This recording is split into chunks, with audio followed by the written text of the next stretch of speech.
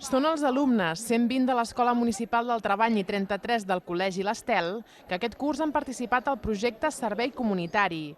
L'Ajuntament de Granollers ha volgut reconèixer aquest dimecres la tasca feta per aquests estudiants d'ESO que han sortit de l'aula per conèixer iniciatives de voluntariat i compromís cívic. Aquest concepte d'obrir l'escola a la ciutat i que la ciutat formi part de l'activitat de l'escola és un concepte que nosaltres hem defensat sempre, és el concepte també de ciutat educadora, no?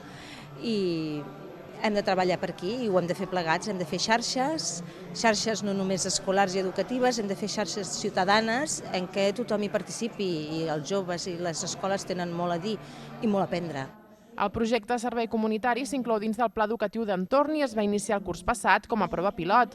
En aquest segon curs, els alumnes de l'Escola Municipal del Treball han desenvolupat la segona fase del projecte Veus de Barri, que els ha permès conèixer accions altruistes i fer-ne un catàleg. Hem buscat al Xiprel unes miques més conegudes i després ens hem endinsat en gent, per exemple, que treballa fent les candeles, les pulseres contra el càncer, i hem buscat gent que ajuda als hospitals, a les escoles i tot això, i hem trobat molta gent.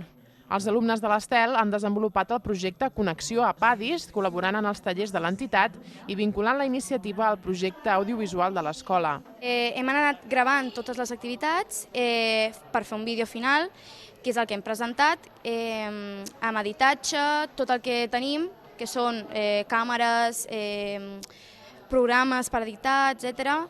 En tots dos casos, la valoració que en fan els joves alumnes és molt positiva.